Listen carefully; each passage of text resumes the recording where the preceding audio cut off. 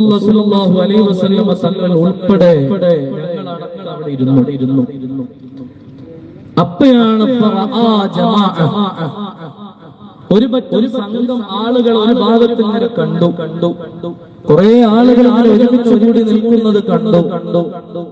മുസ്തഫായ നബി സല്ലല്ലാഹു അലൈഹി വസല്ലം തങ്ങൾ ഞങ്ങളോട് ചോദിച്ചു, അലാ മജ്തമഅ ഖൗമിൻ ഹൗലാ, എന്താ അവിടെ കുറച്ച് ആളുകളൊക്കെ അങ്ങനെ ഒരുമിച്ച് കൂടിയിരിക്കുന്നത്?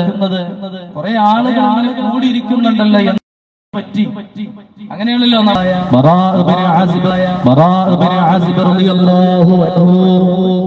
മഹാനവർകൾ പറയുകയാണ്, ഞാൻ ചെന്നു നോക്കിയപ്പോ ഒരുപാട് ആളുകൾ അങ്ങനെ ഒരുമിച്ച് കൂടിയിരിക്കുന്നുണ്ട്. ഞാൻ അവിടത്തേക്ക് ചെന്നപ്പോൾ സുബ്ഹാനല്ലാഹ്, അവരും ഞങ്ങളെപ്പോലൊരു യാത്രാ സംഘമാണ്. ഞങ്ങളെപ്പോലെ തന്നെ ഒരു യാത്രാ സംഘമാണ് അവരും അവിടെ തമ്പടിച്ച് താമസിക്കുകയായിരുന്നു. അപ്പോഴാണ് അവളുടെ കൂട്ടത്തിൽ നിന്ന് ഒരാൾ മരണപ്പെട്ടു പോയത്. ഞാനവിടെ ചെന്ന് നോക്കിയപ്പോ ഖബർ കുഴിക്കുന്നതായിട്ടാണ് എനിക്ക് കാണാൻ സാധിച്ചത്. സ്വഹാബികൾ കൂടിയിട്ട് ഖബർ കുത്തുന്നുണ്ട്. ഇതാണ് എനിക്ക് കാണാൻ സാധിച്ചത്. ഞാൻ മുസ്തഫായ നബി സല്ലല്ലാഹു അലൈഹി വസല്ലം തങ്ങളുടെ അരികിലേക്ക് ഓടി വന്നു. മുസ്തഫായ തങ്ങളോട് പറഞ്ഞു, അലാ ഖബരി യഹ്ഫിറൂനഹു യാ റസൂലല്ലാഹ്, പെട്ടുപോയിട്ടുണ്ട്, അയാൾക്ക് വേണ്ടി ഖബർ കുഴിക്കുകയാണ് തങ്ങളെ.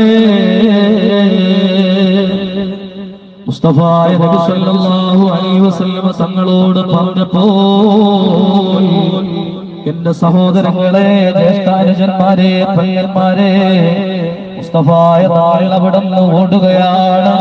ഞങ്ങളുടെ അരികിൽ നിന്ന് അല്ലാഹുവിന്റെ റസൂൽ സല്ലല്ലാഹു അലൈഹി വസല്ലം തങ്ങൾ ധൃതിയിൽ ഓടുകയാണ്. ഓടി ആ കൂട്ടം ആളുകളുടെ അടുത്തേക്ക് ചെല്ലുന്നു. മുസ്തഫായ തങ്ങൾ സല്ലല്ലാഹു അലൈഹി യാ റസൂലല്ലാഹ്, അല്ലാഹുവിന്റെ ഹബീബ് നബി സല്ലല്ലാഹു അലൈഹി വസല്ലം തങ്ങൾ ആ ഖബർ കുത്തുന്ന ആളുകളുടെ അടുത്തേക്ക് കയറി ചെല്ലുകയാണ്. തങ്ങളുടെ ധൃതി കണ്ടപ്പോ, തങ്ങളുടെ പാച്ചിൽ കണ്ടപ്പോ സ്വഹാബികളൊക്കെ മാറി നിൽക്കുകയാണ്. ഖബർ കുത്തുന്ന ആളുകൾ മാറി നിൽക്കുന്നു. അല്ലാഹുവിന്റെ ഹബീബ് എന്ത് ചെയ്തുവെന്നറിയോ? ആ ഖബർ കുത്തിയ മണ്ണൊക്കെ പുറത്തോട്ടിയിട്ട മണ്ണിൽ തന്റെ മുട്ടുകാല് കുത്തിയിട്ട് തങ്ങൾ മുട്ടുകുത്തിയിരിക്കുന്നു.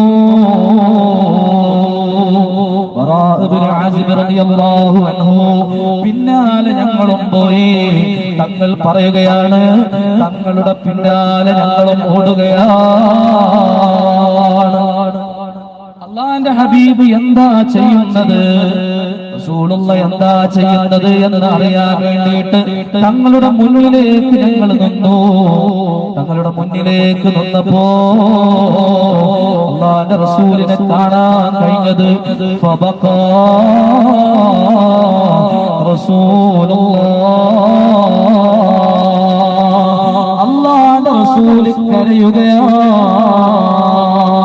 വല്ലാത്ത കരച്ചിൽ തന്നെ. ഹത്താ യബുല്ല ثرى,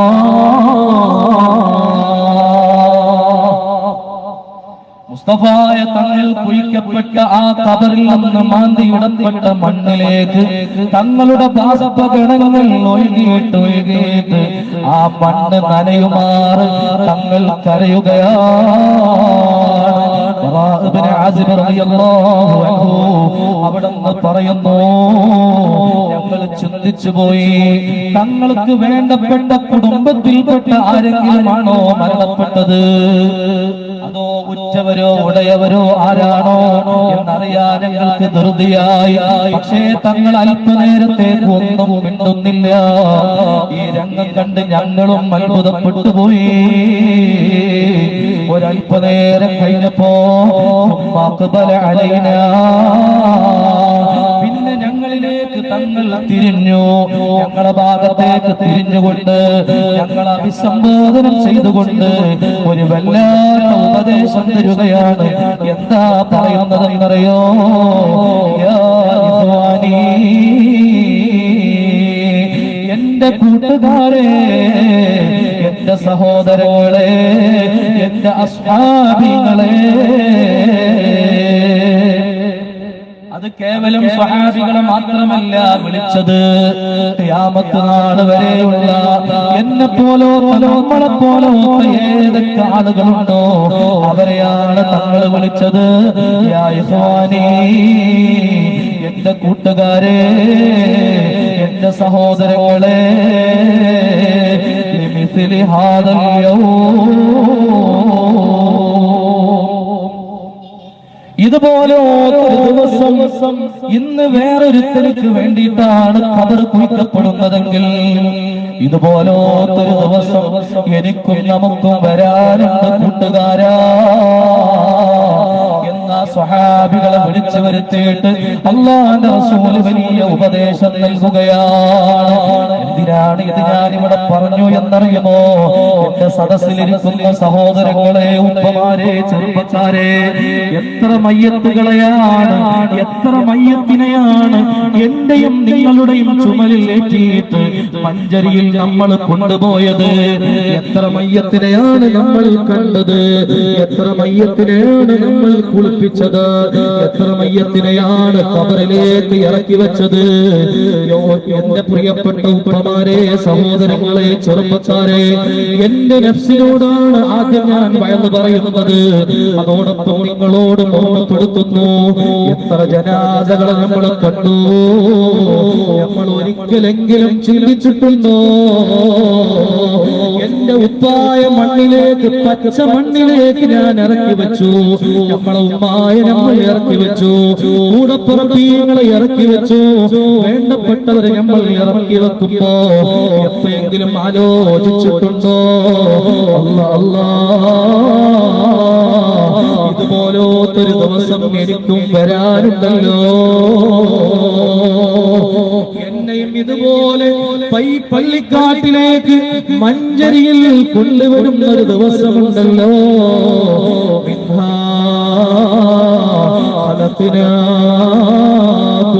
നിന്നെ ഈ മണ്ണിൽ നിന്നാണ് സൃഷ്ടിച്ചത്, നിങ്ങളെ ഈ മണ്ണിൽ നിന്നാണ് സൃഷ്ടിച്ചത്, ഈ മണ്ണിലേക്കാണ് നിങ്ങളെ അടക്കം ചെയ്യുന്നത്, ഈ മണ്ണിൽ നിന്നാണ് നിങ്ങളെ വീണ്ടും എഴുന്നേൽപ്പിക്കുന്നത് എന്ന് ഖുർആനിലെ വാക്യം പറഞ്ഞിട്ട് പിടിമണ്ണ് നമ്മുടെ ശരീരത്തിലേക്ക് ഇട്ടുകൊണ്ട് തിരിച്ചു പോരുന്നൊരു രംഗം പലരുടെയും നമ്മൾ കണ്ടവരാണ്, മണ്ണ് വാരിയിട്ടവരാണ്.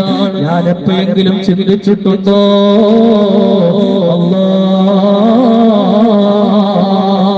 എനിക്കും പോയി കിടക്കാനുണ്ടല്ലോ. മക്കളില്ല, കുടുംബങ്ങളിലില്ല, സമ്പത്തില്ല, നമ്മുടെ കഴുത്തിൽ അണിഞ്ഞിരുന്ന മാലയില്ല, സ്വർണ്ണവളയില്ല, ചന്തെന്ന് പറഞ്ഞ കൂട്ടുകാരനില്ല, അയൽവാസിയില്ല, ഭാര്യയില്ല, കുടുംബമില്ല. ഒന്ന് ചിന്തിച്ചിട്ടുണ്ടോ?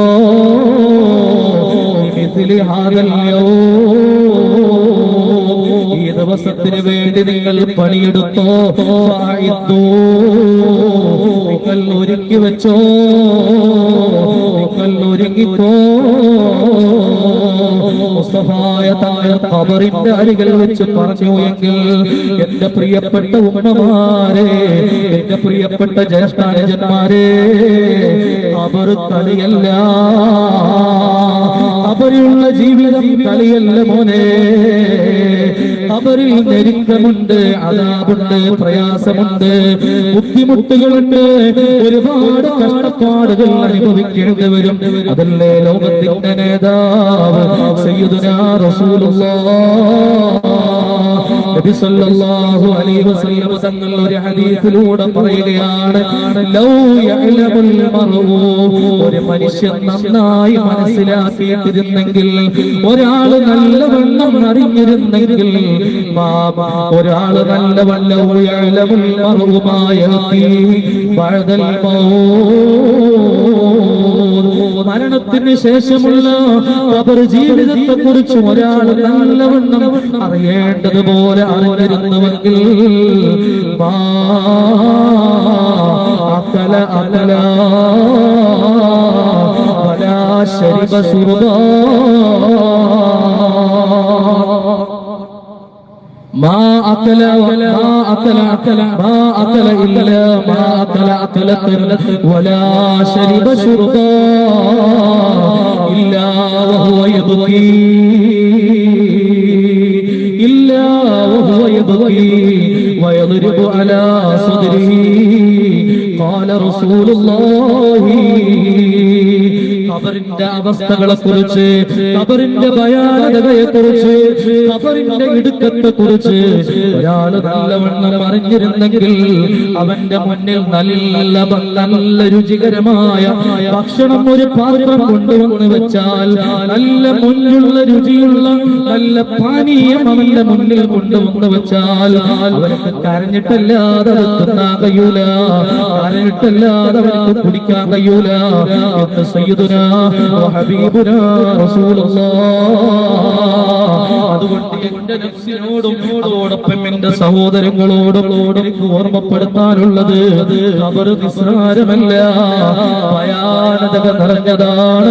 ഖബറിലെ ഇടുക്കം പ്രയാസമാണ്, വലിയ ബുദ്ധിമുട്ടാണ്. അല്ലാഹുവേ ഞങ്ങളെ നീ താങ്ങണേ അല്ലാഹ്.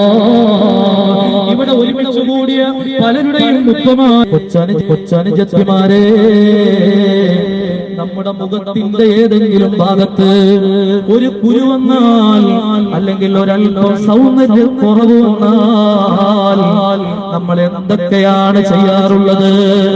ഡോക്ടറെ കാണിക്കുന്നു, പല മക്കളും ഉപയോഗിക്കുന്നു. എന്നാൽ ഒറ്റക്കിരിക്കുമ്പോൾ ഖബറിൽ കൊണ്ടുപോയി വെക്കുന്ന സമയത്ത്, ഖബറിൽ ആദ്യമായിട്ട് നമ്മുടെ ശരീരത്തിൽ തുണി തടാതെ നേരിട്ട് കൊണ്ട് മണ്ണിലേക്ക് ചേർത്ത് വെക്കുന്നത് നമ്മുടെ വലത് കവിളാണ്. അതാണ് മഹത്തുക്കളൊക്കെ ഖബർ കരയും.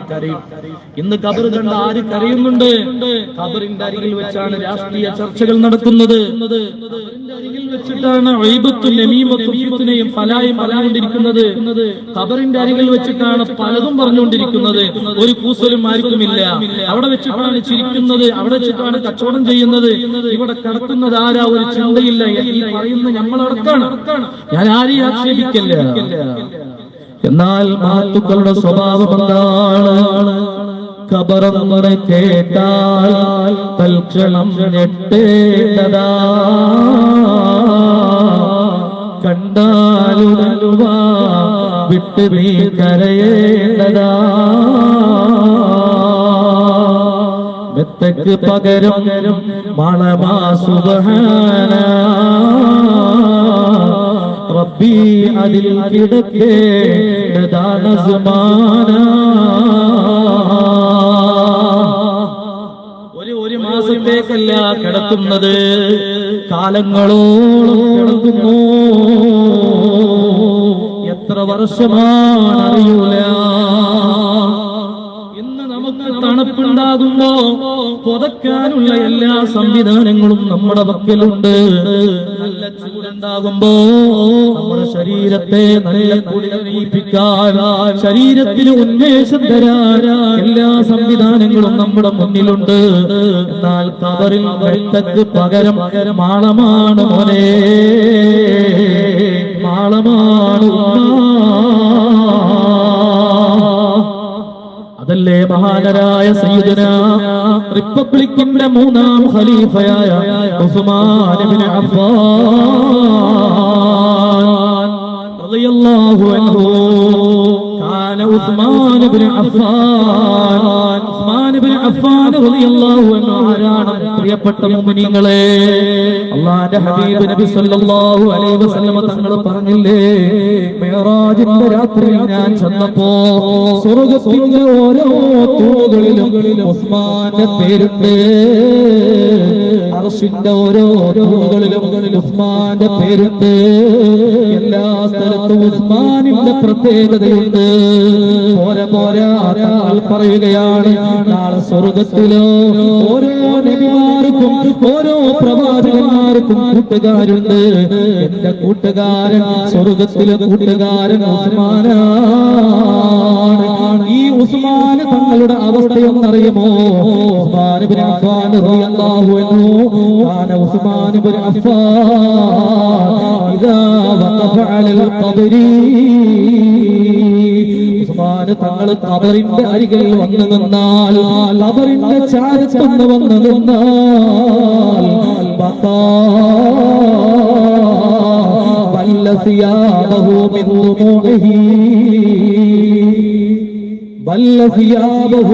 ദുമൂഇഹി അവിടുത്തെ കണ്ണുനീരൊലിപ്പിച്ചുകൊണ്ട് വസ്ത്രത്തിലൂടെ ധാരധാരയായി, അവിടുത്തെ വസ്ത്രത്തിലൂടെ ധാരധാരയായി കണ്ണുനീരൊഴുകിയിട്ട് വസ്ത്രം നനയുമായിരുന്നു എന്ന് മഹാന്മാര് പഠിപ്പിക്കുകയാണ്.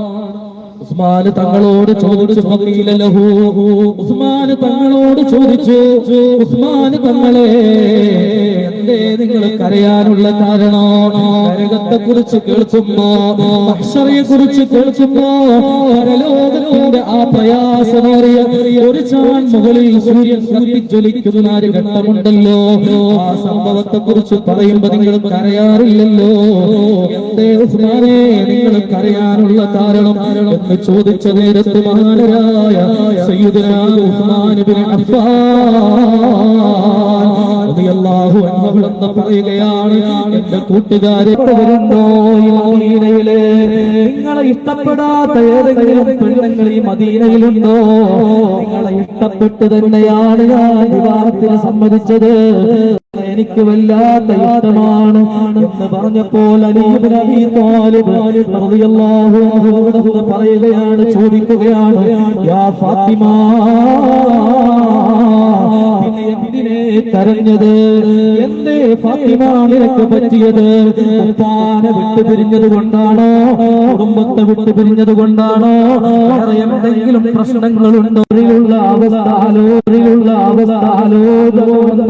അലിയേ, പെട്ടെന്ന് ലൈറ്റ് ഓഫ് ചെയ്തപ്പോ എനിക്ക് ഖബറിന്റെ ബയാനം, ഖബറിന്റെ ഇരുട്ടിനെ കുറിച്ച് എന്റെ ഖൽബിലേക്ക് ഓർമ്മ വന്നു. പോയതാണെന്ന് സയ്യിദത്തുനാ ബീവി ഫാത്തിമ റളിയല്ലാഹു അൻഹ. ഏതാ രാത്രി പ്രിയപ്പെട്ട ഉമ്മമാരെ, ഏതാ രാത്രി പ്രിയപ്പെട്ട ചെറുപ്പക്കാരെ, സഹോദരങ്ങളെ, രാത്രി വിവാഹം കഴിച്ച ആദ്യ രാത്രി കുറച്ചു നേരം കഴിഞ്ഞ് പിരിഞ്ഞു പോയ അല്പനേരം കഴിയുമ്പോ രണ്ട് മലകൾ വരികയാണ്. മുൻകർ നബീൽ അലൈഹിസ്സലാം, ഈ രണ്ട് മലക്കുകൾ വന്നിട്ട് നിങ്ങളോട് ഓരോ ചോദ്യങ്ങളും ചോദിക്കില്ലേ? പടച്ചോനെ കുറിച്ച് ചോദിക്കില്ലേ? നിങ്ങളെ നബി ആരാണെന്ന് ചോദിക്കില്ലേ? നിങ്ങളുടെ ഇമാം ഏതാണെന്ന് ചോദിക്കില്ലേ? അങ്ങനെ തുടങ്ങിയില്ലേ? അതാണ് മണിയറ അലിയേ. ഇതൊക്കെ താൽക്കാലികമാണ്. നമ്മളൊക്കെ നമ്മുടെ കൂട്ടുകാരന്റെ വിവാഹത്തിന് പോകുമ്പോ കുടുംബത്തിൽപ്പെട്ടവരോ അല്ലാത്തവരോ അവരുടെ വിവാഹത്തിന് പോകുന്ന സമയത്ത് നമ്മളൊക്കെ ആദ്യം നോക്കാറ് അറയാണ് നോക്കാറ്, മണിയറയാണ് നമ്മൾ ഉള്ളത്. എന്നാലും മോനെ ഇവിടെയല്ലടാ മണിയറയുണ്ടാക്കേണ്ടത്, ഇവിടെയല്ലടാ മണിയറയുണ്ടാക്കേണ്ടത്. എന്നവരില്ലേ, ഉപ്പമാരില്ലേ, ഉമ്മമാരില്ലേ, നാടിനെ ഇളക്കി വലിച്ചവരില്ലേ, കനാടിയന്മാരില്ലേ, പിഞ്ചോമന പൈതങ്ങളില്ലേ, അവരെയെല്ലാം അടക്കം ചെയ്ത പള്ളിക്കാരില്ലേ, അവിടെയാണ് മണിയറയുണ്ടാകേണ്ടത്. അവിടെ നിന്നാ നമുക്ക് റിസൾട്ട് കിട്ടേണ്ടത്.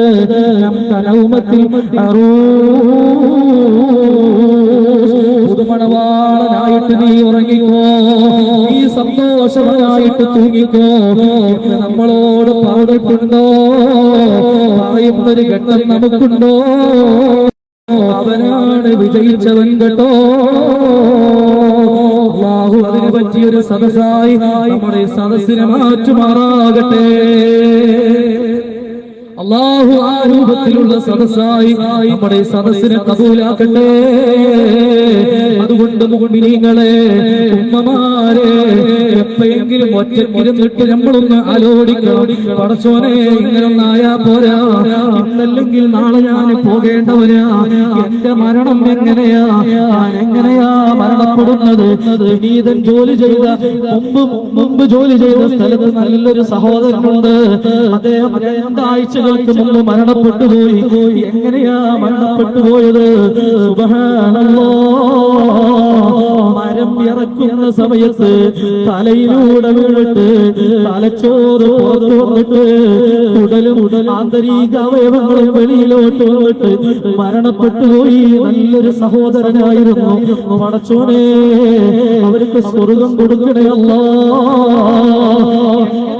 നമ്മുടെ കൽവിൽ പാടെ നഷ്ടപ്പെട്ടു പോയിട്ടുണ്ട്. നന്നാകണമെന്ന് പൂതിയുണ്ടോ? നന്നായി ജീവിക്കണമെന്ന് ആഗ്രഹമുണ്ടോ?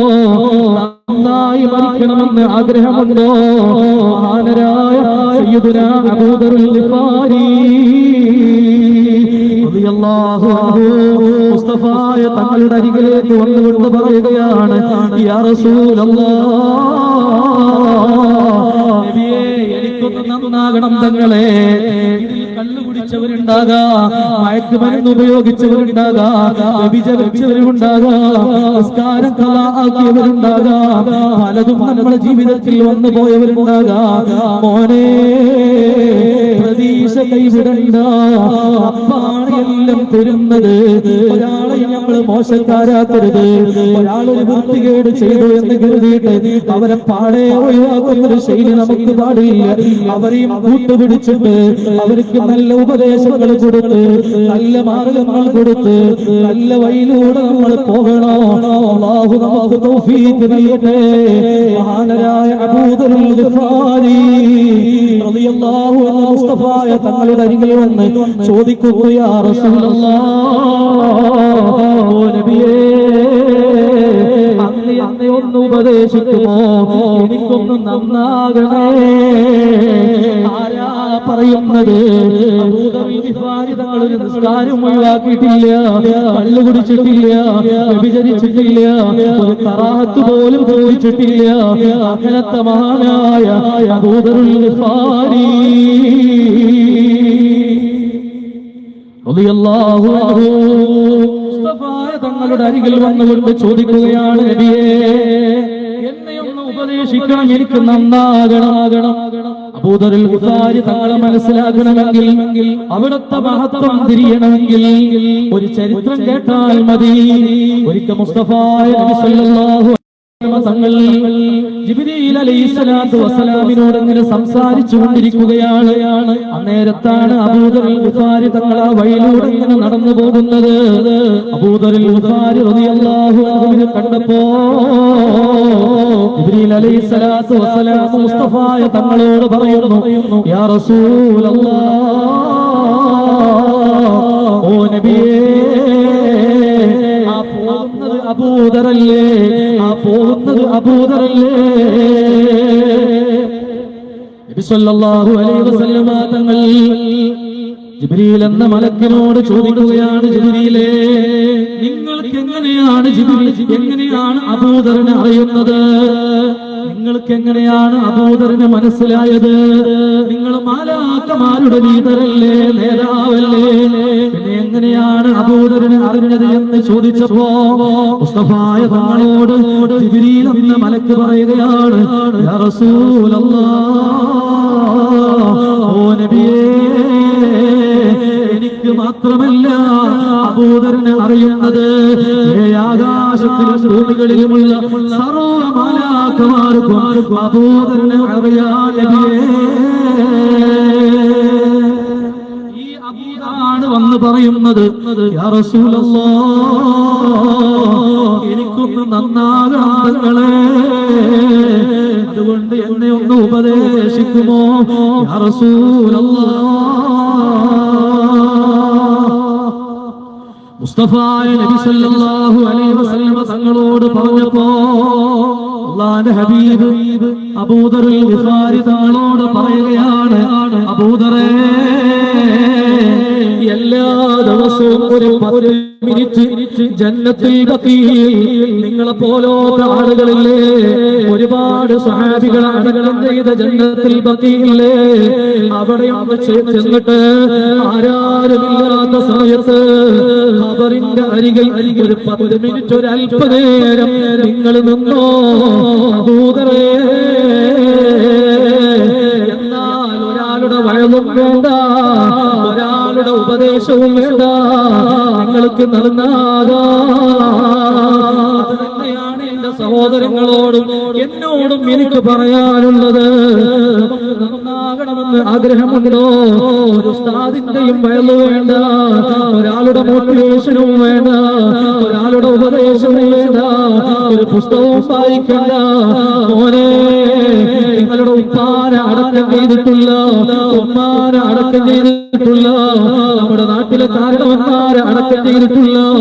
ഖബർസ്ഥാനില്ലേ ചൂളാട്ടിക്കടുത്ത്, അതുപോലെ ഇവിടെ തച്ചാവർ അല്ലെങ്കിൽ തച്ചെണ്ണ ഇവിടെ അടുത്തുള്ള ഒരു പള്ളിക്കാട്ടിൽ ചെന്നിട്ട് ആരും അറിയണ്ടടോ, ആരും വേണ്ട, ഒറ്റക്ക് പോയിട്ട് പാതിരക്കോ അല്ലെങ്കിൽ പകൽ സമയത്തോ ആരാരുമില്ലാത്ത സമയത്ത് ഒരു 1-2 ദിവസങ്ങളിൽ നീ ഒന്ന് ചെന്നിട്ട് ദുനിയാവിന്റെ സകല ചിന്തകളും മാറ്റി നിർത്തിയിട്ട് ഖബറിനെ കുറിച്ചൊന്ന് ചിന്തിച്ചു നോക്കൂ, ആലോചിച്ചു നോക്കൂ.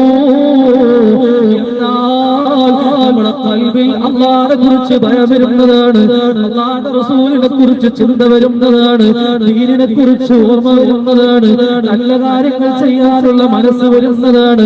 തിന്മകൾ കാണുമ്പോ അതിലേക്ക് പോകാത്ത കൽബ് നമുക്ക് വേണോ?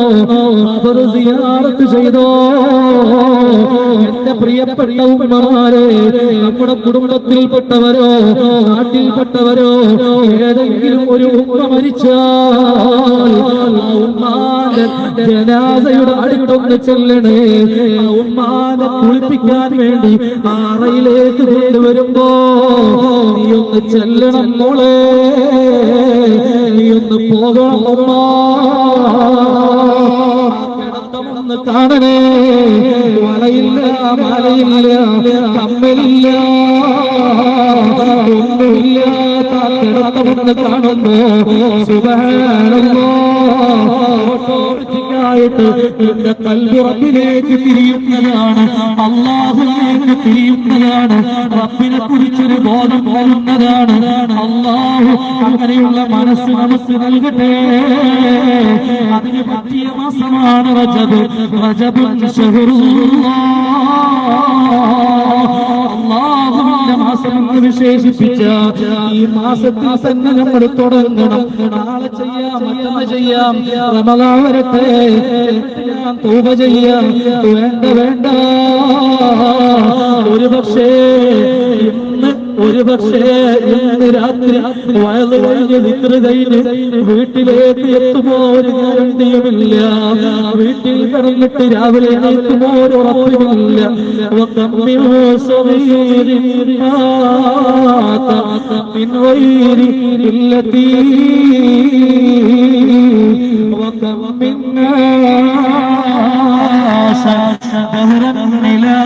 وكم من مرض وكم من مريض عاش دهرا بلا دهري.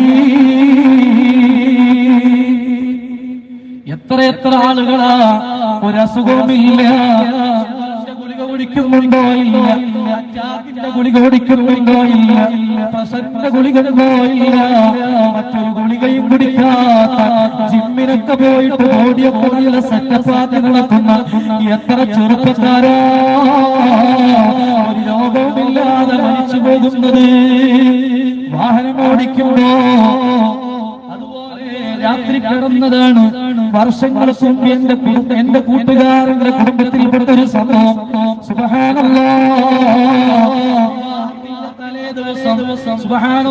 കൂട്ടുകാരൊന്നിച്ച് നല്ല സന്തോഷത്തോടുകൂടെ ഭക്ഷണം കഴിച്ച് പുതിയാപ്പിളയാണ്. രാവിലെ അദ്ദേഹം പുതിയാപ്പിളയായിട്ട് നിക്കാഹിലേക്ക് പ്രവേശിക്കേണ്ട ആളാണ്. രാത്രി 12 മണിവരെ 1 മണിവരെ കൂട്ടുകാരോട് സന്തോഷം വന്നിട്ട് തമാശകൾ പറഞ്ഞു. ഒരുപാട് ആനന്ദങ്ങൾ, ഒരുപാട് സന്തോഷങ്ങൾ നടത്തി. സുബ്ഹാനല്ലാഹ്. പിറ്റേന്ന് രാവിലെ 7 മണിയായി, 8 മണിയായി. വാതിൽ തട്ടി നോക്കുന്നു, കതവ് മുട്ടി നോക്കുന്നു, തുറയുന്നില്ല.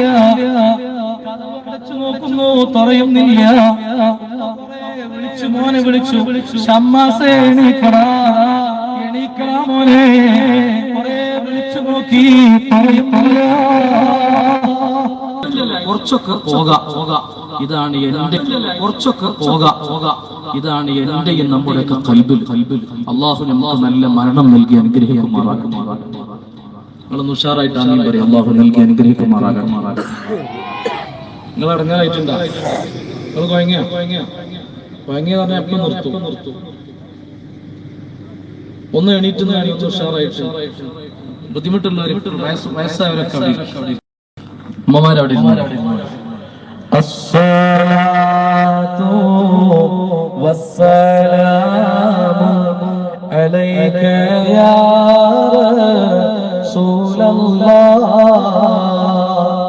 അസ്സലാത്തു വസ്സലാമു അലൈക യാ ഹബീബല്ലാഹ്.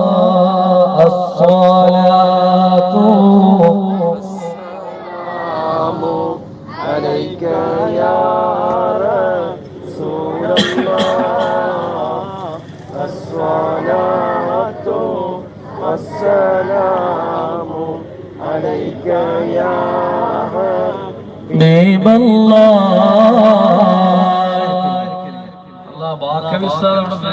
ശരിയാവില്ലല്ലോ. ഉസ്താദ് ഇങ്ങോട്ട് വരും. നിങ്ങൾ സാഹസിലുണ്ടെങ്കിൽ ഇങ്ങോട്ട് വരും. ഉസ്താദ് വരും.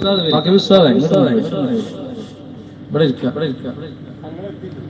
നിർത്തലേ പറഞ്ഞ. അള്ളാഹു നമ്മളെ സദസ്സ് കബൂലാക്കട്ടെ. തങ്ങളെത്തി റിസൾട്ട് വന്നിട്ട് ഞാൻ നിർത്തുകയാണ്. ഈ സദസ്സ് ആഖിറത്തിൽ നമുക്ക് ഉപകാരപ്പെടും. ഉമ്മമാരെ, നിങ്ങളുടെ അടുത്തേക്ക് ബക്കറ്റ് വരുന്നു. നിങ്ങളെല്ലാവരും ഇന്നലെ കൊടുത്തവരാണ്. ഇന്നും ഇൽമിന്റെ സദസ്സാണ്. വലിയ മാറ്റം കിട്ടും. തീർച്ചയാണ്.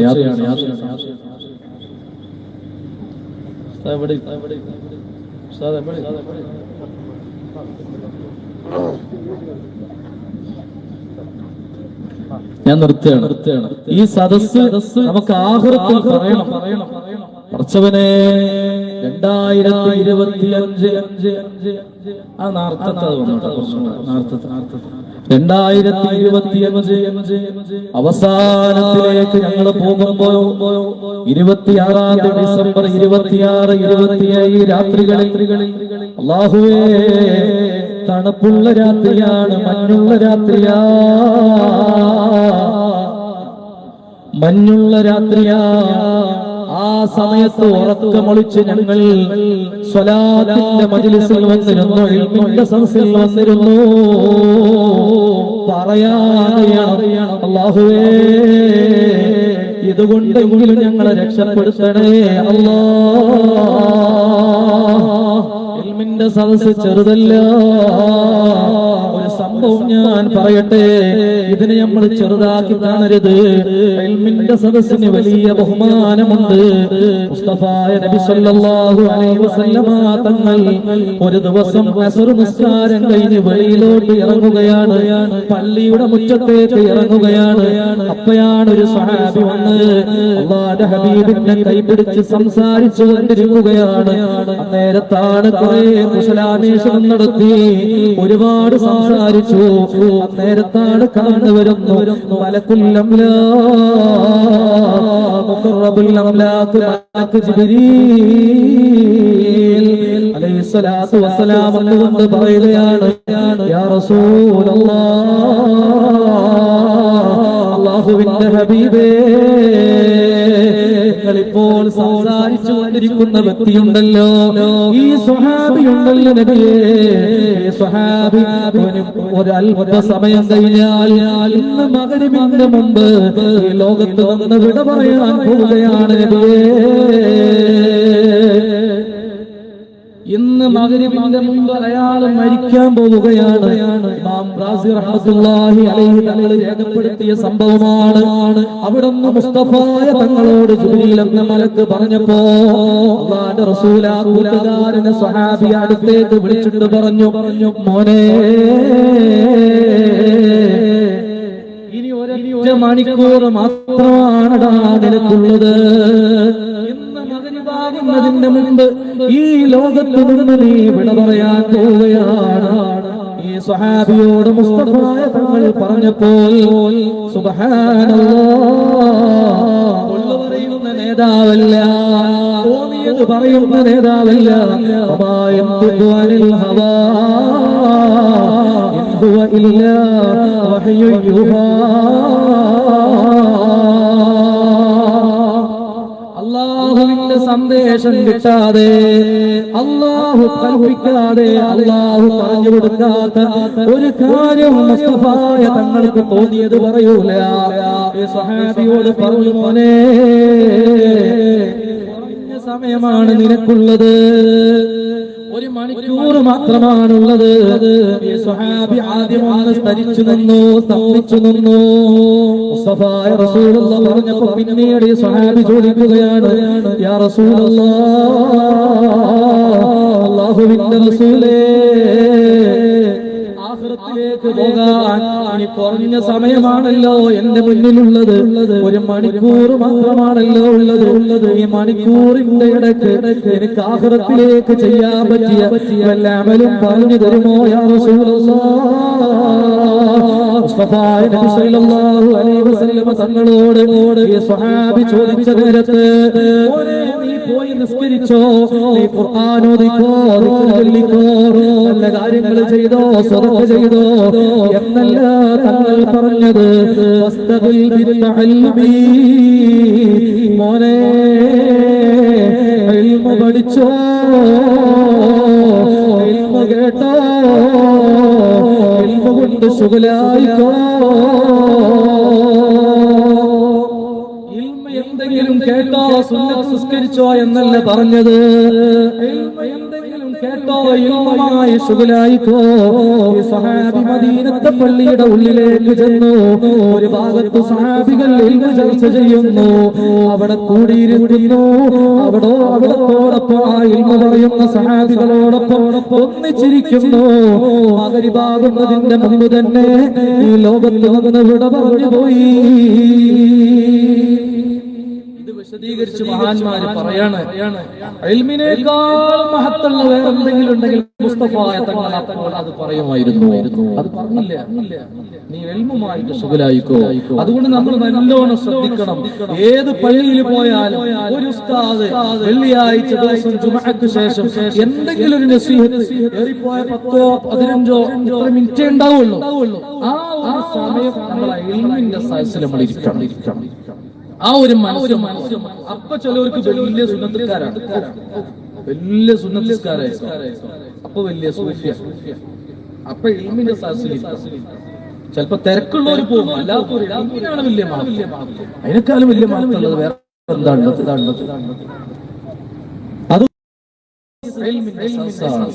അതോടൊപ്പം ദിക്റിന്റെ സദസ്സാണ്. ഒരുപാട് സ്വലാത്തുകൾ ചൊല്ലി വന്ന നല്ല മുഅ്മിനുകളുടെ മുഖ്യനാഥിന്റെ സദസ്സാണ്. നമുക്കൊക്കെ ഒരു ദിവസം പോകാനുണ്ട്. ആ ദിവസം നന്നാകണം. ഖബർ ജീവിതം നമുക്ക് നന്നായി കിട്ടണം, സന്തോഷത്തിലാകണം. അതിനെ പറ്റിയ 4 കാര്യം ഞാൻ പെട്ടെന്നൊന്ന് പറയുന്നു. ഒരു വരുന്നത് വരെ 4 കാര്യം നമ്മുടെ ജീവിതത്തിൽ ഇന്ന് എന്തേ പോയിട്ട് തന്നെയാണ് എന്റെ ജീവിതത്തിൽ ഉണ്ടാവണം, നമ്മുടെ ജീവിതത്തിൽ എല്ലാവരുടെ ജീവിതത്തിലുണ്ട്. ഉമ്മമാരൊക്കെ ശ്രദ്ധിക്കണം. ഇന്ന് എന്തേ മൂല്യം പണ്ടൊരാള് ചോറായിട്ടുണ്ട്, എന്തേ പറഞ്ഞേ അതാകരുത്. എന്തേലും അത് നമ്മുടെ ജീവിതത്തിൽ കൊണ്ടുവരണം. അള്ളാഹു അതിനെ പറ്റിയൊരു സദസ്സായി നമ്മുടെ സദസ്സിനെ കബൂലാക്കട്ടെ. അള്ളാഹു ആ രൂപത്തിലുള്ള സദസ്സായി നമ്മുടെ ഈ സദസ്സിനെ കബൂലാക്കി തീർക്കുമാറാകട്ടെ. നമ്മളൊക്കെ പല ആളുകളും പറയാറുണ്ട്, എന്റെ വാപ്പ അല്ലെങ്കിൽ എന്റെ ഉമ്മ അല്ലെങ്കിൽ എന്റെ കുടുംബത്തിൽപ്പെട്ടവർ മരിക്കുന്ന സമയത്ത് പുഞ്ചിരിച്ചിട്ട് മരിച്ചു, കലിമത്തു ഷഹാദ ലാ ഇലാഹ ഇല്ലല്ലാഹ് മരിച്ചത്. നമ്മളിങ്ങനെ ആവേശത്തിൽ പറയും, എന്താണ് ഒരിക്കല്ല നമ്മക്ക് എന്ത് കിട്ടാം? അള്ളാഹു അങ്ങനത്തെ മരണം നമുക്ക് നൽകട്ടെ. ഉറക്കാമീൻ പറഞ്ഞൂലേ, അള്ളാഹു ആ രൂപത്തിലുള്ള മരണം നമുക്ക് നൽകുമാറാകട്ടെ. ആവേശത്തിൽ നമ്മൾ പറയാറുണ്ട്, എന്നാൽ എന്റെ മരണം എങ്ങനെയാ ഞാൻ ആലോചിച്ചിട്ടുണ്ടോ, ഞാൻ ചിന്തിച്ചിട്ടുണ്ടോ? ഇന്ന ഉസ്താദ് മരിച്ചത് പുഞ്ചിരിച്ചിട്ടോ, ഇന്ന തങ്ങള് മരിച്ചത് ഇങ്ങനെയാ എന്നൊക്കെ നമ്മൾ കേൾക്കുന്നുണ്ട്, പറയുന്നുണ്ട്. എന്റെ അന്ത്യം എങ്ങനെയാ ഞാൻ ചിന്തിച്ചിട്ടുണ്ടോ? വലദത്തുക ഉമ്മുക യബ്ന ആദമ ബാക്കിയാ വന്നാസു ഹൗലക യൽഹഖൂന സുറൂറാ. മോനെ, എന്നെയും നിങ്ങളെയൊക്കെ പ്രസവിക്കുന്ന സമയത്ത് ഉമ്മാന്റെ ഉദരത്തിനകത്ത് വെളിയിലോട്ട് വരുന്ന സമയത്ത് നമ്മൾ കരഞ്ഞിട്ടാണ് വെളിയിലോട്ട് വന്നത്, പുറത്തോട്ട് വന്നത്. വന്നാസു ഹൗലക ളാഹിഖ സുറൂറാ. എന്നാൽ ചുറ്റുഭാഗത്തുള്ള നമ്മളെ കുടുംബക്കാര്, നമ്മളെ കാണാൻ വന്നവര്, നമ്മുടെ ഉമ്മയടക്കം ബാപ്പയടക്കം കൂടപ്പറപ്പീങ്ങളടക്കം അയൽവാസികളടക്കം നമ്മളെ ചുറ്റുമുള്ള ആളുകൾ മുഴുവനും ചിരിക്കുകയാ, സന്തോഷം കൊണ്ട് ചിരിക്കാണ്. എനിക്കൊരു കുട്ടി ഉണ്ടായല്ലോ, എനിക്കൊരു പേരക്കുട്ടി ഉണ്ടായല്ലോ. കരയാ. എന്നിട്ട് മഹാന്മാര് പറയുന്നു, മോനെ ഫഅമൽ ലിനഫ്സിക ഫഅമൽ ലിനഫ്സിക ഫീ യൗമി ഫഅമൽ ലിനഫ്സിക ഫീ യൗമി മൗതിക. നിനക്കൊരു ദിവസം വരാനുണ്ട്, നിനക്ക് മരണം എന്നൊരു ദിവസം വരാനുണ്ട്. ആ ദിവസത്തിന് വേണ്ടി എന്തെങ്കിലും ചെയ്തോ. അന്ന് കുടുംബക്കാരൊക്കെ കരയാണ്, കുടുംബക്കാരൊക്കെ വാപ്പ കരയാണ്, മക്കള് കരയാണ്. മക്കള് കരയുന്ന എന്റെ വാപ്പ പോയല്ലോ, ഉമ്മ പോയല്ലോ, ഭർത്താവ് പോയല്ലോ, കൂടപ്പുറത്ത് പോയല്ലോ, എന്റെ ചങ്ക് പോയല്ലോ, എന്റെ കുട്ടി പോയല്ലോ എന്ന് പറഞ്ഞ് ചുറ്റുഭാഗത്തുള്ള ആളുകൾ കരയാണ്. ആ സമയത്ത് നിനക്ക് ചിരിക്കാൻ കഴിയണം മോനെ, നിനക്ക് നല്ല സന്തോഷത്തോടെ പോകാൻ കഴിയണം മോനെ. അതിനു വേണ്ടി നീ അമല് ചെയ്തോ, കർമ്മങ്ങൾ ചെയ്തോ. അതിനാണ് റജബ് വന്നത്, അതിനാണ് ശഅബാൻ നമുക്ക് വന്നത്, അതിനാണ് റമദാൻ വന്നത്. അതുകൊണ്ട് വെറുതെ ആക്കണ്ട. മഹാനരായ അബൂലൈസ് സമർഖന്ദി റളിയല്ലാഹു അൻഹു പറയുകയാണ്, മൻ അറാദ, ആരെങ്കിലും ഉദ്ദേശിക്കുന്നുണ്ടോ, അയ്യജുവാ മിൻ അദാബിൽ ഖബരി, ഖബറിന്റെ ശിക്ഷയിൽ നിന്ന്, ഖബറിന്റെ പ്രയാസത്തിൽ നിന്ന്, ഖബറിന്റെ ഇടുക്കത്തിൽ നിന്ന്, ഉൽമത്തുൽ ഖബറിൽ നിന്ന്, വഹ്ശത്തുൽ ഖബറിൽ നിന്ന്, റീഖുൽ ഖബറിൽ നിന്ന് ആർക്കെങ്കിലും രക്ഷ വേണോ, ഫഅലൈഹി അയ്യൽസമ അർബഅത അശ്യാ. 4 കാര്യങ്ങൾ നിർബന്ധമായി ശ്രദ്ധിച്ചോളണം. വയജ്തനിബു, അവൻ വെടിയണം, അർബഅത അശ്യാ, 4 കാര്യങ്ങൾ ഒഴിവാക്കുകയും വേണം. 4 കാര്യങ്ങൾ മുറ പോലെ കൊണ്ട് നടക്കണം, 4 കാര്യങ്ങൾ പാടെ ഒഴിവാക്കണം. എന്നാൽ മരണം സന്തോഷമാണ്, അതൊരു സന്തോഷമാണ്. അവരിന്റെ ഇടുക്കത്തിൽ നിന്ന് അവരിന്റെ ദുൽമത്തിൽ നിന്ന് വലിയ ആനന്ദമാ